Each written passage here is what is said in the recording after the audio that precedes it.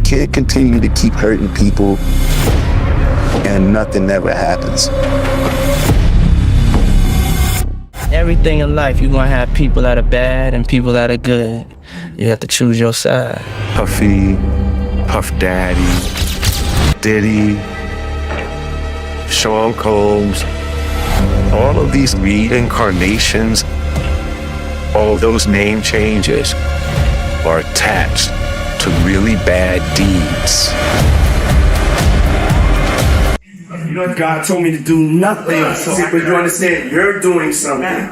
Other people that need to do something, because this is ridiculous, y'all watching. Us watching this shit. You feel me? So he wants me to do nothing and to figure out whatever. I know you, Puff. I know you hide things well. I know you bury things well. I know you lie well. Send it to us. That's why God telling me not to do nothing. Y'all do it. Y'all see it. Y'all watch this shit. You didn't think I would ever get to the point of telling people what you've done. I'm not really supposed to be doing that. Put us in a room with people who don't know. And he's the most powerful man. I want to fight for, just and not guilty. Like, I want to have a life to be able to live. It's really going to be hard for me to take more hits than I take it. We need the core theme to be, you didn't do anything wrong. We're losing sight of the big picture, man. It's the middle of September and there's still no indictment.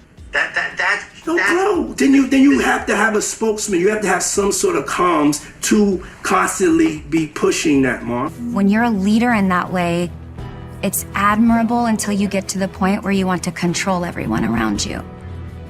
He got to that point. It's like Scarface, the movie. I want the world and everything that's in it. But you got everything. Hey, yo, New York, we did it! Harlem, we did it, Mount Vernon, we did it! Nobody's gonna be bigger than me. Sean is the 1% of the 1% of the 1%. We'll never see a Sean in my lifetime again, ever. It was like the more money he got, the more power he got, the more power he got, the more money he got. And he always felt like money can get him out of everything. I do feel it's important that we let the public know from the juror standpoint, just kind of how we reach the verdict. It's not everything that the media has put it out to be. You want to put the stuff in my fanny pack, King? He's creating a narrative always. He is the best storyteller in hip-hop. He thinks he's Black Superman. I can do what I want. You can't go on for long in life doing the things that he was doing before something eventually happens.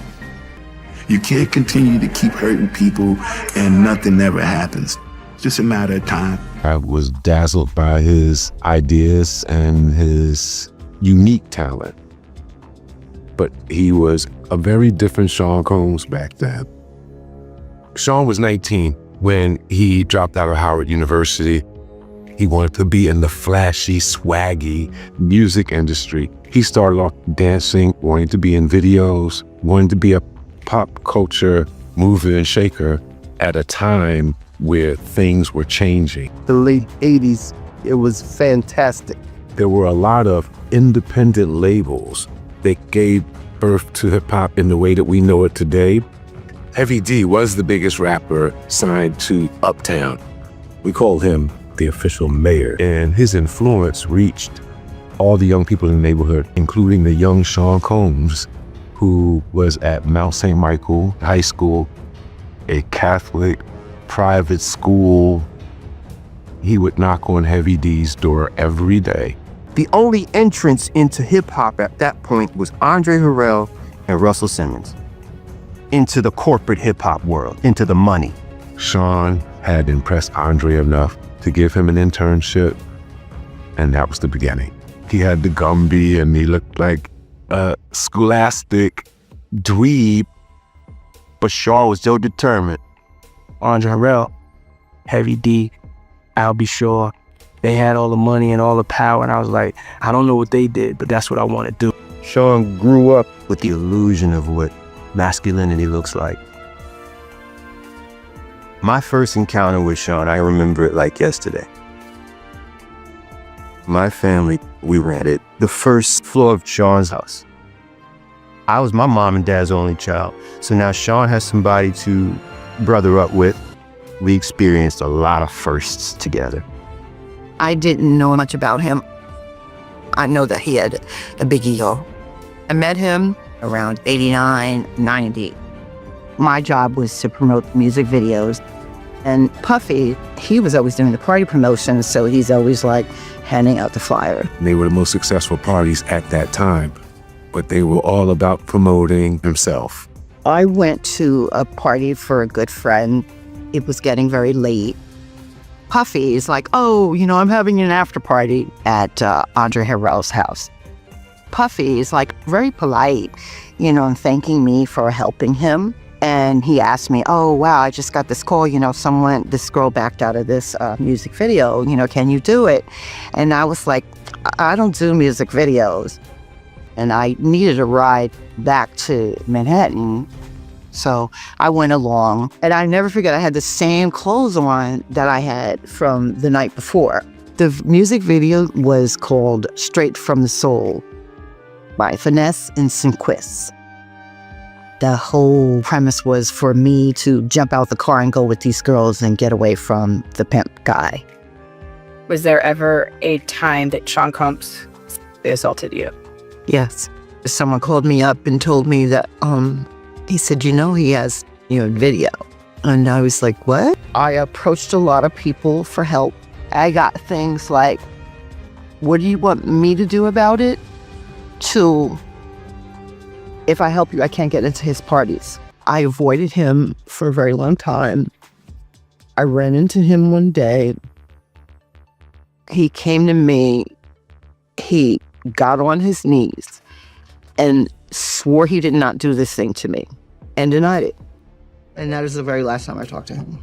If you think you know the whole story, you're wrong.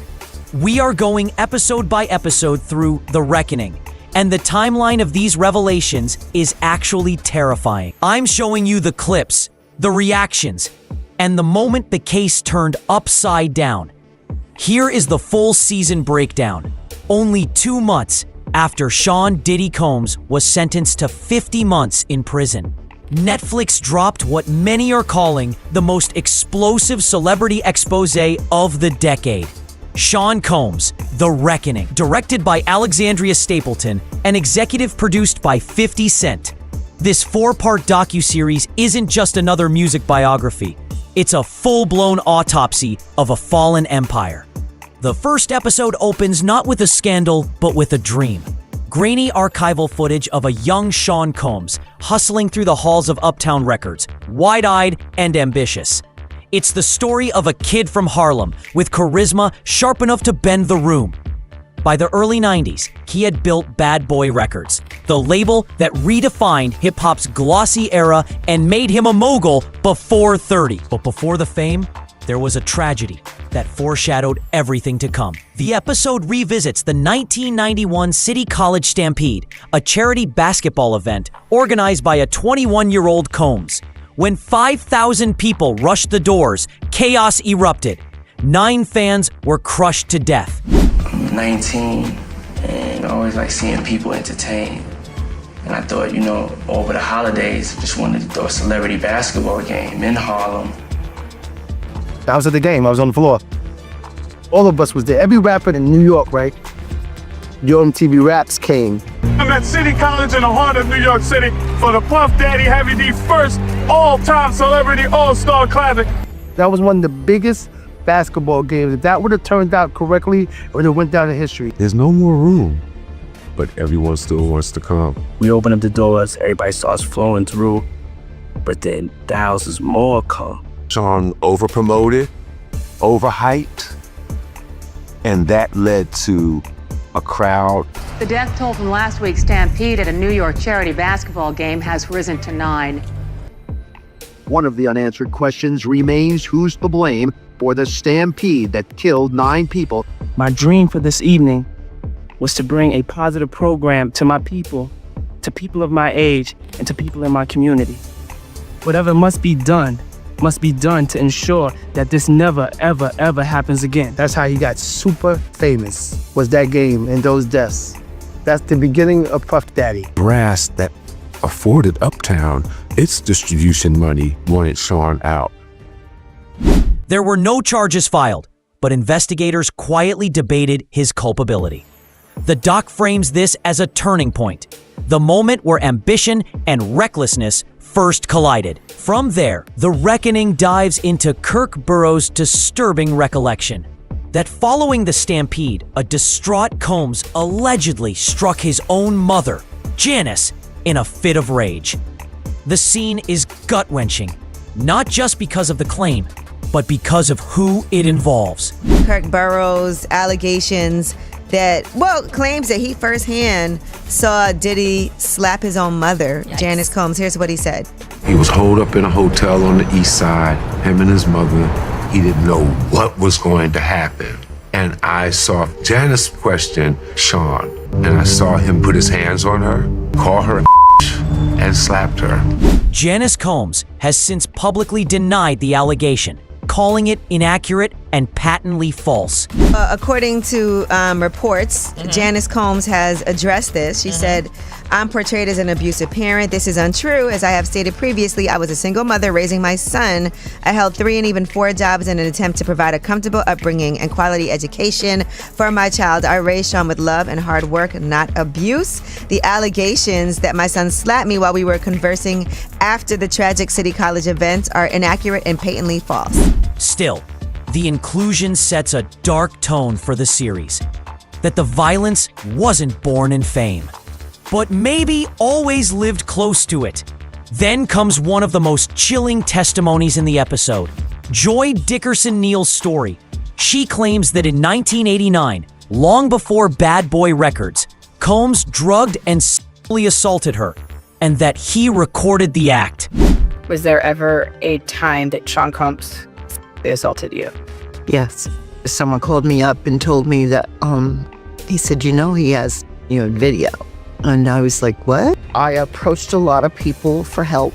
I got things like, what do you want me to do about it? To, if I help you, I can't get into his parties. Showing the footage to others in the industry. Her mother's handwritten letter to Combs, pleading for him to stop showing the tape, is shown on screen, one of the doc's most haunting visual moments.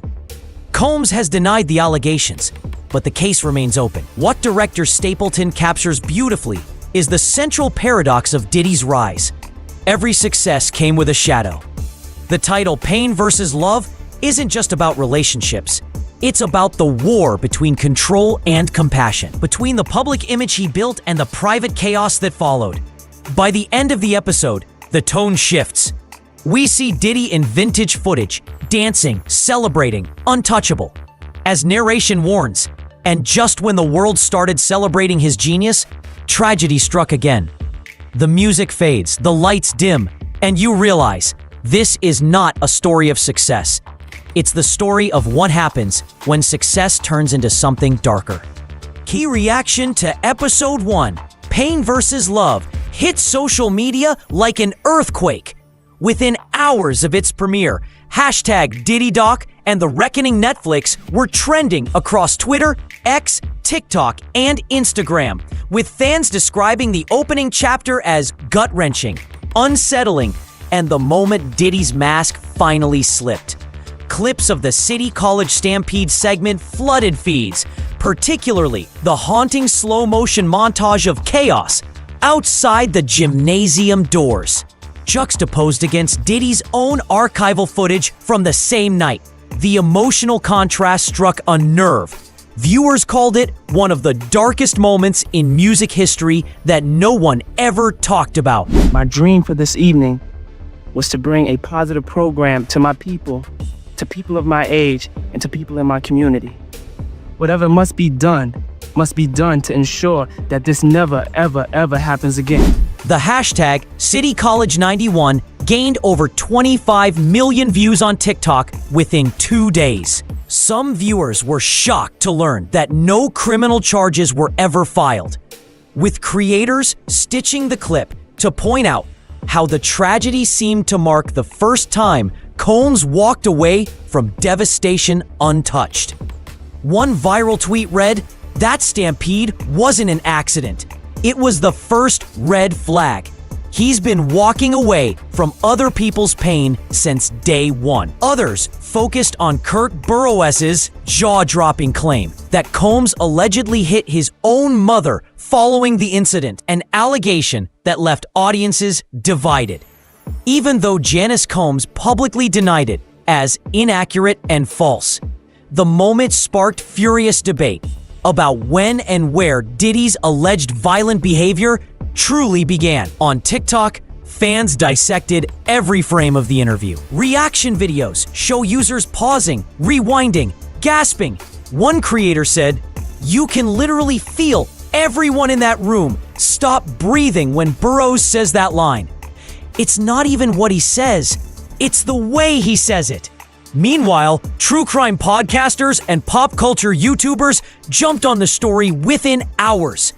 Many noted how meticulously the documentary frames early signs of control, volatility, and unchecked ego that later dominate Diddy's career. YouTube breakdowns titled "The Origins of the Bad Boy Monster" and "How the City College Stampede Defined Diddy" racked up millions of views overnight. But the most polarizing reaction came from longtime fans. Some defended him, arguing that young Puff was ambitious, not malicious. Others weren't as forgiving, saying, "We've been ignoring the red flags for decades. Every rumor we brushed off in the 2000s, it all started here." The episode's most chilling moment, Joy Dickerson Neal's assault story, triggered emotional responses across survivor communities online. Threads filled with messages of support for Joy and outrage at the industry's silence. The letter from her mother, shown in the episode, became a heartbreaking symbol of how power can bury truth for decades. Industry insiders quietly began to weigh in too. Former Uptown Records staffers, anonymous but verified on X, hinted that the doc barely scratched the surface of what really went down behind closed doors. Music journalists pointed out that this episode reframed Diddy's origin story not as a rags to riches triumph, but as the blueprint of unchecked power and impunity. As the dust settled, Episode 1 left audiences shaken, not by the fame, but by the pattern. From the City College tragedy to early allegations of abuse, viewers began connecting dots that had been hiding in plain sight. One comment under Netflix's official trailer summed up the mood best. "This isn't a documentary. It's a confession from history we refuse to hear." And as Episode 1 fades to black with that final line, just when the world started celebrating his genius, tragedy struck again. Social media couldn't stop asking one thing: if this was only the beginning, what horrors were still to come? If Episode 1 laid the foundation for Diddy's rise, Episode 2 rips open the world he built, exposing how fame, paranoia, and ego collided to form one of the darkest chapters in hip-hop history.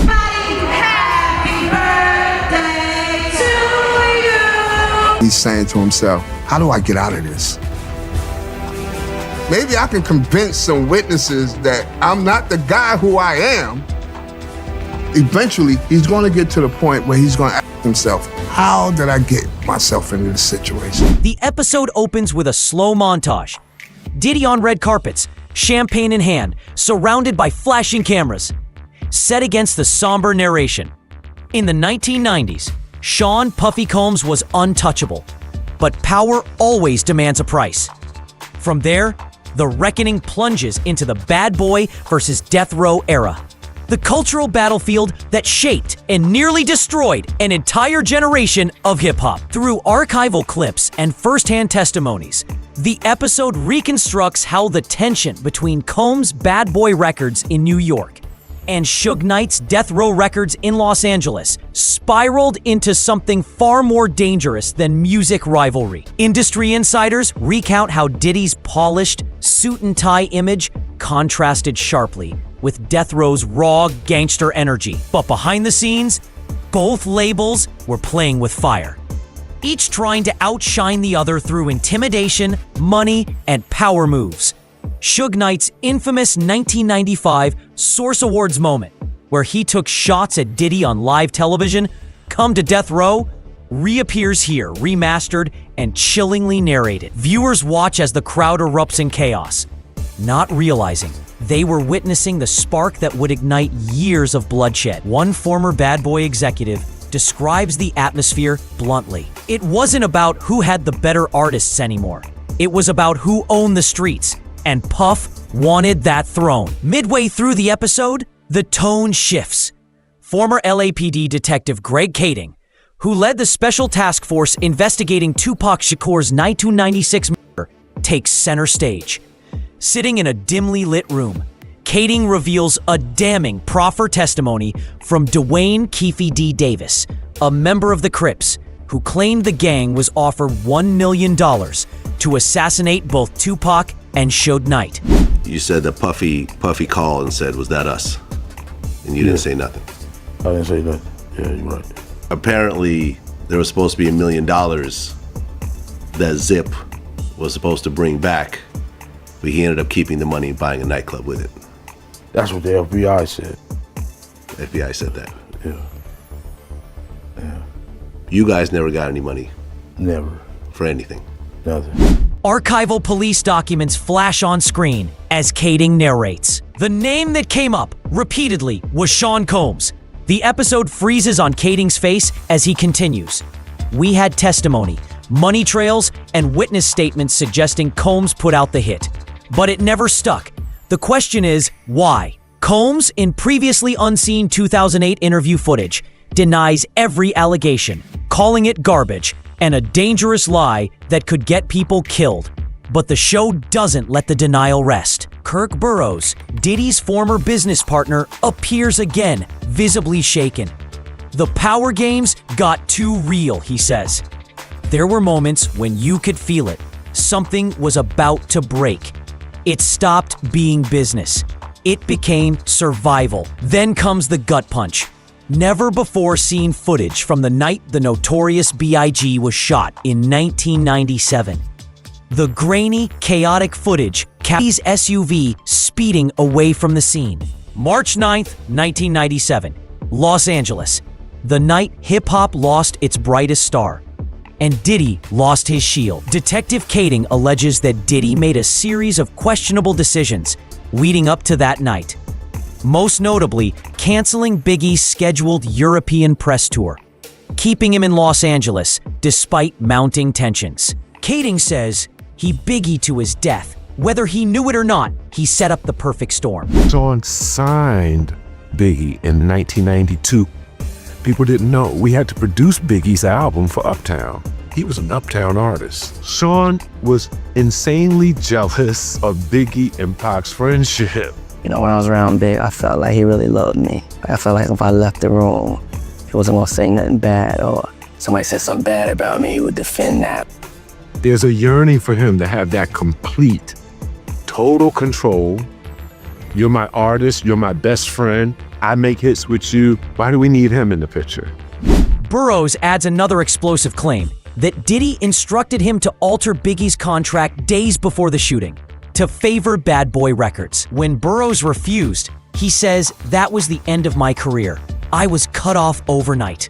The documentary juxtaposes this claim with statements from Wayne Barrow, who managed Biggie's estate. Barrow pushes back hard, saying, "That's false. Puff paid for the funeral, every cent. We reviewed every royalty statement. Not a dollar was taken from Biggie's estate." Netflix editors weave in court footage, newspaper headlines, and old interviews to paint a portrait of chaos and contradiction. One where loyalty and betrayal blur into each other. Then comes the most debated revelation. Did Diddy make Biggie's estate pay for his own funeral? The doc airs Kirk Burrows' shocking account that Diddy insisted on the biggest funeral New York has ever seen, but then wanted it recouped from Biggie's royalties. The claim ignites immediate outrage online. However, Wayne Barrow's rebuttal and Janice Wallace's statements offer a counterbalance, painting the story as a mix of truth, ego, and revisionism. One critic in the doc summarizes it best: when you control the narrative, you control the memory. And Diddy always controlled the narrative. Until now. By dawn, #TupacTruth had racked up tens of millions of mentions. fans couldn't stop replaying Greg Kading's testimony. The moment he read aloud the proffer statement from Keefe D, alleging that Sean Combs offered $1 million for the deaths of Tupac and Suge Knight. The clip, just 47 seconds long, became the most shared segment of the entire series within 24 hours. What made it a specific, like, hey, I'm serious, I want you guys to kill these guys? When he told me the greenback. How's it go? How's the conversation go? I mean, okay, listen, I'll do it, but I need $500,000, or, you know, I've got somebody who will do it, but I need $300,000. I mean, we need really specific details regarding that. Yeah, we wanted $1 million. You said you walked downstairs. Did he say, come meet me downstairs? Yeah, he said, come on downstairs and talk to you. Oh. He tells you, seriously, man, I need to get rid of these guys. I mean, he's looking at you in the eyes and he's like scared. Yeah. In your opinion, the specific reason he asked you to come downstairs and talk to him was about that thing, not about liquor or anything. It was about that. Okay. You tell him we'll do it for $1 million, and he's like, okay, I'll do it for $1 million. Yeah. He agrees. You shake on it or something like that. He like, man, we'll wipe out quick. You know, it's nothing. Who brought up the amount of $1 million? He did. Puffy did? Yeah. Okay. Wasn't you? No, it wasn't me. TikTok was flooded with reaction videos. Creators sitting in stunned silence, mouths covered, captions reading, "I wasn't ready for this." Others began connecting dots between the documentary's timeline and decades of rumors buried in old interviews. Conspiracy creators reignited long-dormant theories. Some argued that the FBI buried evidence to protect high-profile names, while others speculated that Suge Knight and Diddy were pawns in a much bigger political game. Reddit threads exploded overnight, particularly in r/hip-hop conspiracy, where users began cross-referencing LAPD documents shown in the series with previously leaked police reports. One top comment summarized the collective disbelief. "We grew up thinking this was an East versus West thing. Now it looks like it was all business. Bloody business." The re-examination of the East Coast-West Coast war reopened old wounds across the hip-hop community. Fans started debating the line between competition and blood feud, posting clips of the 1995 Source Awards alongside newer interviews from Suge Knight and old Bad Boy promos. YouTube exploded with explainers titled "What Diddy Didn't Want You to Know," "The Real Reason Pac and Biggie Died," and the $1 million hit, "Fact or Fiction." Hip-hop historians and podcasters rushed to respond, some defending Diddy's innocence, others admitting that after this episode, denial isn't so easy anymore.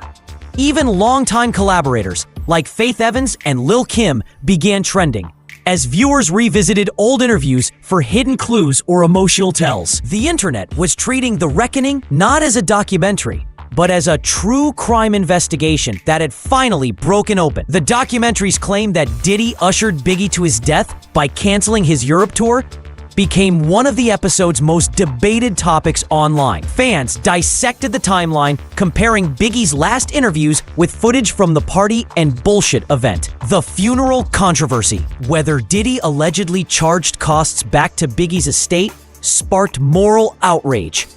Some viewers called it heartless beyond comprehension. Others, citing Wayne Barrow's rebuttal, insisted that rumors were twisting grief into spectacle. Regardless, the debate pushed the documentary into a new realm of virality. People weren't just talking about it, they were investigating it. By the time episode 3 begins, The Reckoning has already pulled back the curtain on Diddy's rise, his rivalries, and the shadow of violence that trailed him through the 1990s. But this chapter, titled Official Girl, shifts the focus from fame to power, from the music to the people he controlled behind closed doors. It's not about the empire anymore. It's about the women who survived it. The episode opens in silence. We see glittering images of Diddy's platinum years, glossy music videos, champagne parties, yachts, Ciroc ads, Met Gala entrances. His voice narrates from an old 2006 interview. "I'm a king. I don't chase love. Love chases me." Then the music cuts. The screen turns black. And a voice says, "But what if love wasn't what they were chasing?" From there, the illusion of glamour collapses. The first 10 minutes recap Diddy's dominance after Biggie's death, Bad Boy's rebirth, the Sean John fashion line, and chart-topping hits like I'll Be Missing You and I Need a Girl. On the surface, this was a man who had conquered grief and turned pain into an empire. But as the montage fades, the tone shifts to a stark confession from an anonymous industry insider. When Pac and Big died, Puff didn't slow down. He sped up. He thought he was untouchable. That's when the darkness got creative. We're then introduced to the 1999 New York nightclub shooting, where Natanya Rubin claims she was shot in the face during a melee involving Diddy and then-girlfriend Jennifer Lopez. That it was P. Diddy who shot you. I was standing by the front door. I watched the entire thing out. I had no reason to believe that it would escalate to a shooting. It was just male machismo and bravado at first. A lot of pushing and shoving, raised voices, hands. But then I saw them reach in their waist and draw from their hip. And I knew. I instantly turned to my friends and told them, be careful, watch out. And when I turned back, I know, and I've said over and over, I've heard the voice of God said, you are about to be hit. Calm down. The episode plays chilling courtroom footage where Rubin describes chaos, fear, and the belief that Diddy's entourage tried to silence witnesses afterward. Diddy denied wrongdoing, but the incident marked another moment where violence shadowed his success. Next, the doc revisits a lesser-known but telling event, Diddy's 1999 attack on music executive Steven Stout, over a disagreement about how Diddy was portrayed in a Nas music video, Hate Me Now. Combs allegedly stormed Stout's office with bodyguards and beat him with a champagne bottle. Police reports confirm that Diddy was arrested and later settled out of court. And in that video, they had Puff and Nas on the cross.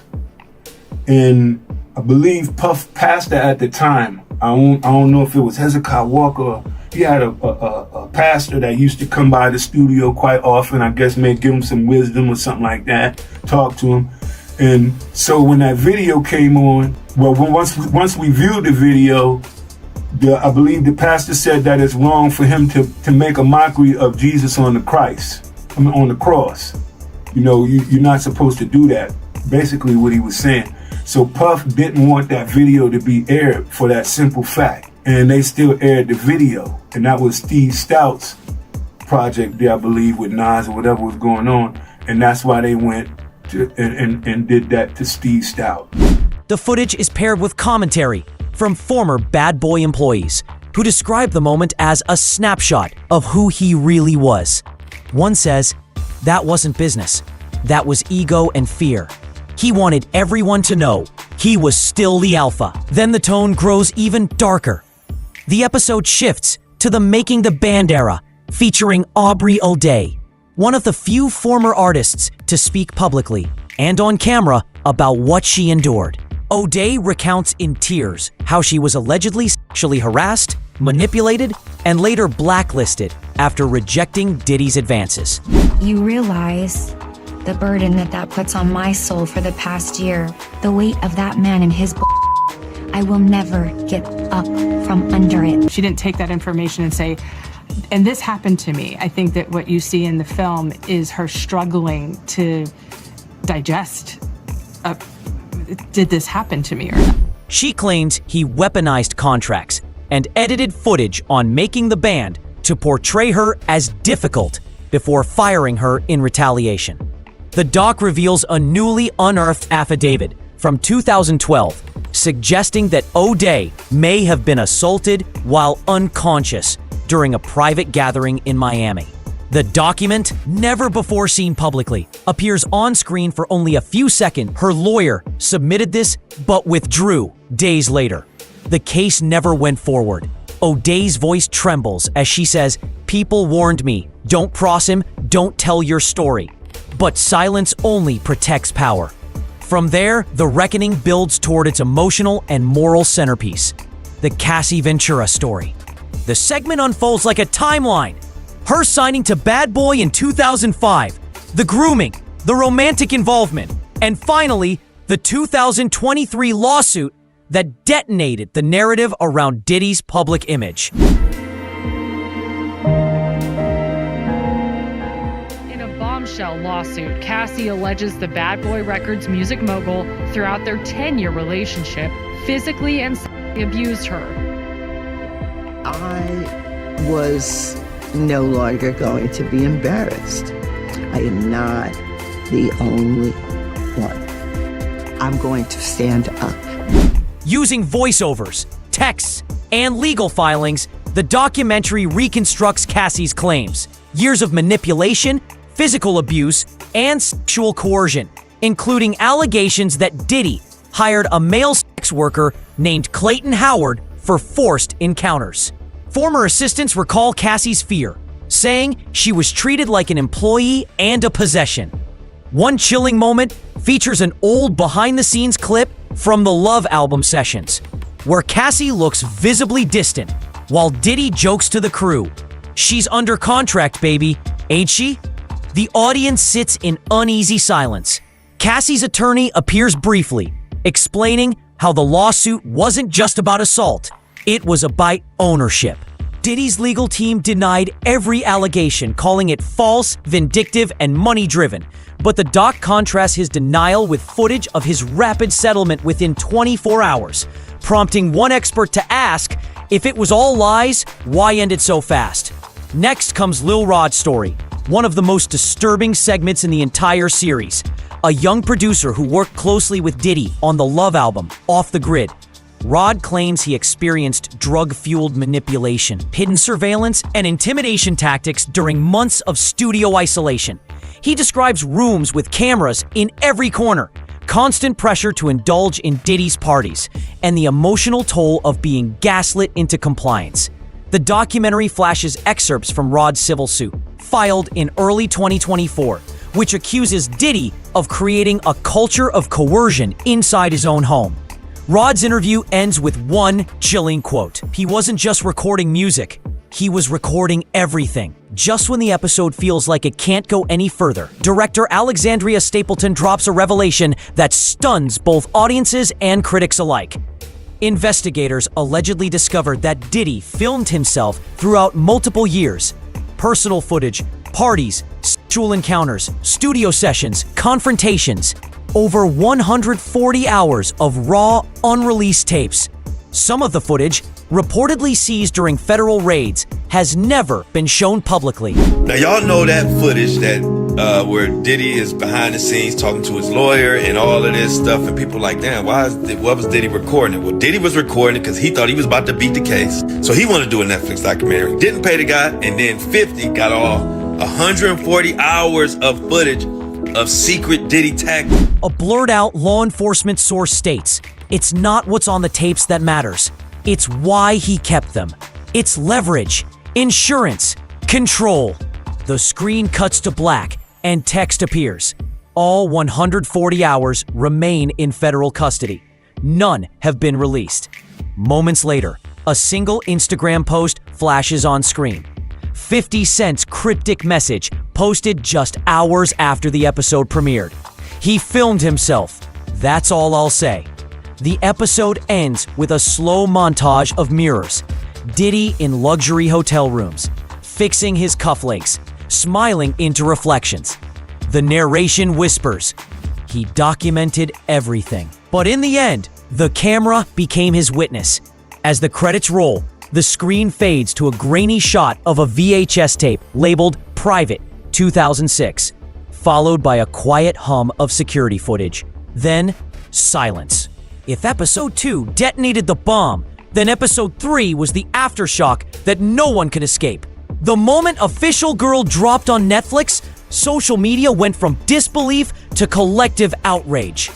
Within hours, hashtags like Diddy tapes, hashtag Official Girl Netflix, and Cassie Truth dominated every major platform. Fans, journalists, and even former collaborators flooded timelines with a single chilling sentiment. This is beyond disturbing. It wasn't just the content, it was the tone. The previous episodes had been historical, analytical, and cautious. Episode 3, by contrast, felt like a confession tape from an industry that had been complicit for far too long. By sunrise, the clip of Lil Rod's chilling quote, he wasn't just recording music, he was recording everything. Saying that they was getting their ass taken, bro. Multiple times. Kept partying. Owe you some money? I mean, you know. Yo, what the f is going on in this world, bro?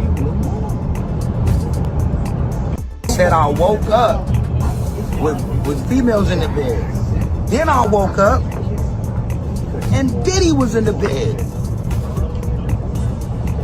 What was Diddy doing in the bed, bro? Had been shared over 40 million times across TikTok and X, formerly Twitter. Reaction videos showed creators visibly shaken, some in tears, others whispering, "How did this stay hidden for decades?" TikTok creators broke down the timeline of Cassie Ventura's lawsuit scene by scene, syncing old red carpet footage with new revelations. One viral video compared her forced smiles during interviews with Diddy to court statements about coercion. The caption read, "We thought she was living the dream. She was surviving it." Hashtag Cassie Ventura trended for 3 straight days, surpassing Free Britney's engagement during its peak. Survivors across social media began using the hashtag #WeHearYouCassie, turning the episode into something larger than pop culture. It became a reckoning for silence in entertainment itself. For the first time, former collaborators and insiders began publicly reacting to the documentary. Some confirmed details that had long been whispered. Others vehemently denied them. Aubrey O'Day, whose segment had already stunned viewers, posted a follow-up video on Instagram Live. Tearfully, she said, "Watching it felt like being 23 again. I kept my mouth shut for years, thinking no one would believe me. Now the world sees why." Within hours, the post had over 1 million views and hundreds of supportive comments from fans and fellow artists. Meanwhile, Faith Evans posted a cryptic message on X. "Sometimes, truth takes too long to come out, but it always finds its way." Fans immediately interpreted it as quiet solidarity with Cassie and the other women featured in the documentary, but not everyone stood behind the doc. Mario Winans, a longtime Bad Boy producer, pushed back in a now-deleted tweet, writing, "Don't let editing fool you. I never saw anything like that. Puff was demanding, not demonic." His defense, however, only fueled further speculation. Many saw it as loyalty born out of fear, not truth. Even Jennifer Lopez was dragged into the conversation as clips from the 1999 nightclub shooting resurfaced online. Fans re-examined her old interviews, searching for subtle hints of what she might have seen or chosen to ignore. If episode 3 was the explosion, episode 4 is the aftermath, the smoldering ruins of an empire once thought untouchable. Aptly titled Blink Again, this finale isn't just about Sean Diddy Combs' legal downfall. It's about the reckoning of a man, a myth, and a movement that defined an era of American fame. The episode begins in stark contrast to the flash and swagger of early Bad Boy days. Instead of champagne and flashing lights, the camera opens on federal courtroom footage. Muted tones, emotionless faces, and the once unstoppable mogul now in handcuffs. A voiceover from director Alexandria Stapleton sets the tone. For decades, he told the world he couldn't stop, wouldn't stop. But in this courtroom, he finally did. The jury found Diddy guilty on 2 counts of violating the Mann Act, transporting individuals, including 2 male sex workers, across state lines for illicit purposes. He was sentenced to 50 months in federal prison, with 12 months time served. From there, the doc pivots into the intricate chaos surrounding the trial. Over 100 civil suits, witness intimidation rumors, and mountains of newly surfaced evidence. The camera alternates between news coverage and quiet, devastating shots of fans taking down Diddy posters from their walls. For the first time, Blink Again gives voice to the jurors themselves. Their interviews, shot in shadow for anonymity, reveal the emotional turmoil behind their verdict. Connections between Porter's death and sealed lawsuits against Combs, filed in 2019. If season 1 was the collapse, Season 2 is the excavation, peeling back what remains buried beneath fame, grief, and fear. The teaser closes on a single haunting visual. Kim Porter's smiling face fades into static. 50 Cent's voice returns one last time, low, deliberate, and chilling. If Season 1 was the reckoning, Season 2 will be the aftermath. Then, in a whisper that leaves the viewer frozen, because in Diddy's world, nothing stays buried forever. One juror admits, "We weren't deciding just on a man. We were deciding on a myth, and myths are hard to convict." Another confides, "Some of us believed every word of the victims. Others questioned the timeline. But when those tapes surfaced, the room went silent." They reference the 140 hours of self-recorded footage that allegedly captured everything, from lavish freak-offs to conversations about silencing witnesses. Netflix only shows a few blurred frames, but the implication is explosive. It's clear the tapes became a deciding factor in Diddy's conviction, even though the bulk of them remains sealed by court order. Then comes the moment that sends chills through everyone watching. Former assistant Capricorn Clark, once a trusted member of Diddy's inner circle, takes the stand. She recounts a night when Diddy allegedly kidnapped her at gunpoint after discovering her connection to Suge Knight's family. Her trembling voice echoes through the courtroom. "He told me, if I ever find out you played both sides, I'll have to kill you." I believed him because I'd already seen what he could do. He says, "Hey, I didn't know you had anything to do with Suge. Like, if something happens, I'm gonna have to kill you." He wanted to let me know how it would happen. You will be in a dark park and there will be no one around if this shit goes left. And I'm telling you, like, we just gonna do it like this so you really understand. I never told anyone. I never called the police. Anybody else would have said, "Puff Daddy told me he's gonna kill me in the park." Clark's emotional breakdown becomes one of the documentary's defining moments. The jurors interviewed afterward describe it as the testimony that changed everything. Still, not everyone believed her. One juror admits they thought she was too emotional, too traumatized to be coherent. That tension between credibility and trauma is precisely what makes this episode so haunting. Episode 4 doesn't let up. Former Bad Boy co-founder Kirk Burroughs, already known for his accusations in earlier episodes, drops a bombshell. Sitting stiffly in a dimly lit room, he declares, "I'm also a victim, on multiple levels, not just professionally, personally, sexually."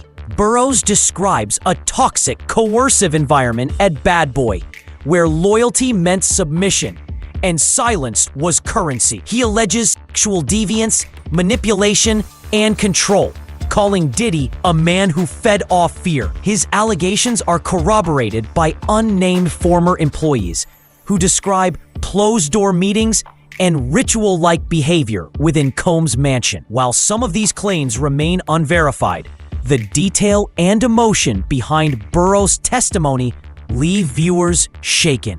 One day, it seemed like out of the blue, my door opens up. Sean walks in. He wanted me to sign my 25% over. And Diddy's over me like this. I'm gonna stay lying down. I'm not. I can't do that, man. He wants it now. And he threatened until I did. It wasn't like he was firing me. I wanted to stay in good graces. I still wanted to be at the company, but I was definitely confused by it. It might sound strange, but if you've ever built something and you want it to last. For the first time, the camera cuts to an old photo of Diddy and Burroughs in 1994. Two young moguls smiling, arms around each other. The visual contrast between that image and Burroughs' trembling voice decades later is devastating. In the middle of the storm, Janice Combs, Diddy's 83-year-old mother, enters the frame with a fierce rebuttal. Through archival clips and a newly recorded statement, she denounces the entire project. "This is not journalism. This is a hit job. My son has made mistakes. but he is no monster. She specifically targets Kirk Burroughs' claim that Diddy once slapped her after the 1991 City College stampede, calling it inaccurate and patently false. Her voice shakes, but her message is clear. The documentary, in her view, is not about justice. It's about revenge. They are using my son's pain and my pain for entertainment, she says. Netflix cuts to the statement Diddy's legal team said before the doc's release, labeling The Reckoning a shameful hit piece. But the footage that follows Diddy pacing, shouting at his lawyers, veins bulging as he screams, "Fix this. They can't do this to me," paints a far darker picture. It's raw, unfiltered, and haunting. The closing montage intercuts courtroom footage with behind-the-scenes clips of Diddy in his final days of freedom. It's clear he was documenting his downfall, perhaps out of arrogance, or maybe as insurance. We see him pacing his Miami mansion, barking orders into his phone. "They need me. The world needs me. You think I'm finished? I'm not finished." But his voice cracks. You know, justice, not guilty. Like, I want to have a life to be able to live. You know, it's really going to be hard for me to take more hits than I take it. You didn't do anything wrong on any front, and you've come to New York to face things head on. If anyone's ever paying any attention to what you've actually been doing, you've handled this with complete. Then you have to have a spokesman. You have to have some sort of comms to constantly be pushing that, Mark. In the dirtiest of dirty business of media and propaganda. For the first time, the swagger is gone. The final 90 seconds are eerily quiet. The screen shows the Bad Boy Records logo fading slowly into black and white static. Then 50 Cent's voice cuts through. When you play God long enough, the world eventually demands proof. As the credits roll, text overlays appear on screen. Sean Combs is currently serving his sentence at Fort Dix Federal Correctional Institution in New Jersey. Over 100 civil lawsuits remain pending. Netflix has confirmed 140 hours of additional footage, not included in this series. The camera lingers on the words, "To be continued." It's not just a teaser for a potential sequel. It's a statement. The story of Sean Diddy Combs isn't finished. It's still being written. In courtrooms, in survivor testimonies, and in the collective conscience of a culture finally reckoning with its own silence. Within hours of Episode 4's release, the internet explodes again. Link again trends globally. Viewers post reaction videos, crying, shaking, or sitting in stunned silence. One viral tweet reads, "We watched the fall of a king, and for once, the kingdom didn't cheer." Critical nail in hip-hop's wall of silence. Meanwhile, 50 Cent posts a final Instagram story. A single crown emoji falling off a chess piece. No caption, no hashtags, just silence. And that silence, after 4 brutal, unflinching hours of television, is the loudest sound of all. Then came the debate that split the public down the middle. For some, the reckoning was the justice long denied. A long overdue exposure of power abuse, manipulation, and decades of silence.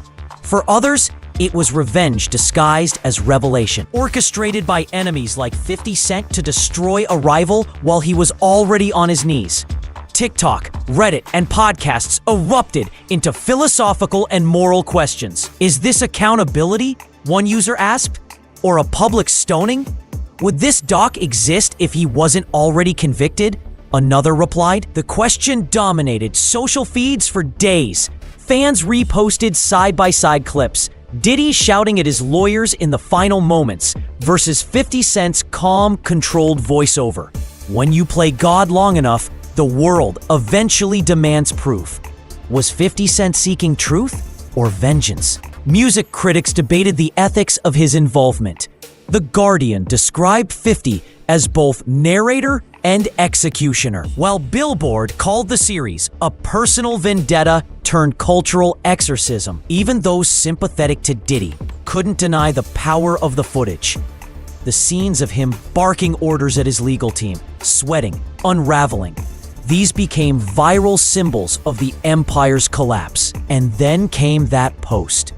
50 Cent, who had remained mostly quiet since episode 3, returned to Instagram the morning after the finale with a single message. The footage ain't even half of what's coming. No caption, no hashtags, just a black screen with those words in bold white text. Within minutes, it was reposted tens of thousands of times. Fans flooded the comments. What does he mean by half? Is there a part 2? If this is half, the rest must be nuclear. Entertainment insiders hinted that 50 Cent had access to even more unreleased material, potentially involving other industry figures and incidents surrounding Kim Porter's mysterious 2018 death. Theories ran wild. Podcasters dubbed it the biggest cliffhanger in documentary history. And for once, everyone, from journalists to casual viewers, agreed on something. This wasn't the end of the story. The final minutes of The Reckoning play like a eulogy for an era. Not just for Sean Diddy Combs, but for a culture that confused power with greatness. As the screen fades between empty studios, shuttered offices, and darkened clubs once ruled by Bad Boy's music, 50 Cent's narration cuts through with quiet intensity. The Reckoning doesn't just expose Sean Combs.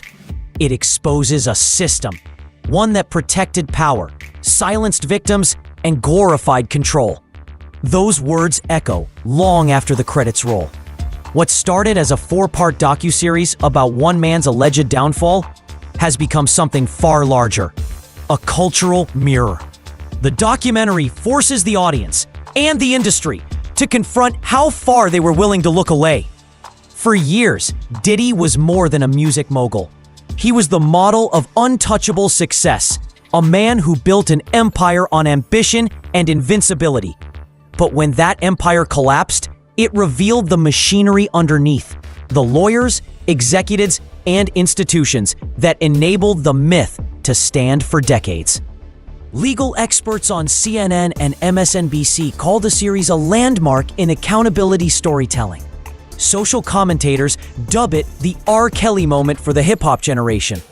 And within Hollywood, a new unease has taken hold. If Diddy can fall, who's next? Even from prison, Sean Combs hasn't gone silent. His legal team released a statement calling the series fiction sold as fact, and announced that Diddy is working on a tell-all memoir tentatively titled Can't Stop, Won't Fall. According to insiders, the book will claim that Netflix manipulated interviews, fabricated context, and weaponized personal trauma to destroy him. Rumors are swirling that Diddy is also developing a counter-documentary, possibly funded by private investors and slated for release under the working title Unedited. The truth about The Reckoning. Early reports suggest the project will feature former associates, family members, and ex-staff who refute the Netflix portrayal. Whether this is a desperate attempt at redemption or a final act of defiance remains unclear. But it ensures one thing: Diddy's war with the truth isn't over. Meanwhile, reality continues to close in. Over 100 active lawsuits remain pending, many from former employees, collaborators, and alleged victims. The Department of Justice has hinted that further investigations are ongoing, particularly regarding financial misconduct, witness intimidation, and human trafficking allegations tied to Diddy's business ventures. Several cases, once dismissed or sealed, are reportedly being reopened in light of The Reckoning's new evidence. Attorneys representing multiple plaintiffs have already cited the Netflix footage as grounds for appeal. In other words, the fallout is only beginning. Beyond the courtroom, the cultural shift is seismic. Hip-hop forums are flooded with debates about separating art from artist. Artists who once idolized Diddy are reassessing their own legacies, wondering how much complicity fame demands. A viral editorial from The Atlantic summed it up. The Reckoning isn't just about Diddy. It's about us, the fans, the media, the industry, and how we all played a part in keeping him untouchable. The documentary has already become a touchstone in film studies and journalism programs. Professors cite it as a modern case study in how digital media can force transparency when institutions refuse to. And for many survivors, Cassie Ventura, Lowell Rod, Joy Dickerson-Neal, and others, the series represents something deeper than exposure, a collective validation that their silence wasn't in vain. In its closing moments, The Reckoning returns to the same motif that opened the series. The image of Diddy walking alone down a dark hallway, camera in hand, filming himself. But this time, the confident smirk is gone. The final shot freezes on his face, tired, hollow, unguarded, before fading into a single, ominous line of text. The empire may have fallen, but the story isn't over. As viewers sit in stunned silence, the feeling isn't triumph, it's reckoning. Because the true villain isn't just Diddy. It's the system that let him become Diddy in the first place. Just when the credits seem to end, the screen flickers, and a single name appears. Kim Porter. A low hum builds under archival footage of her smiling beside Diddy, cradling their twins, laughing in interviews. Then, the narration whispers. Some stories weren't ready to be told until now. Rumors about season 2 have already begun to swirl, fueled by leaked production notes and whispers from insiders close to 50 Cent. The working title, The Kim Porter Mystery. This rumored sequel will center on the life and death of Kim Porter, Diddy's longtime partner and the mother of 3 of his children. A woman whose sudden passing in 2018 remains one of Hollywood's most haunting, unsolved tragedies. Reports indicate that The Reckoning's production team had access to exclusive material related to Porter's final days. Interviews, diary entries, and even unreleased home footage allegedly found within Diddy's personal archives. But those scenes were withheld from season 1, reportedly due to ongoing investigations. Music producer and Porter's former partner Al B. Sure, who has long claimed she feared for her life, resurfaces in early teasers. In 2023, he posted a cryptic message on Instagram before deleting it. They killed her. I'm not afraid to say it anymore. Fans believe his words are the foundation for season 2's central narrative.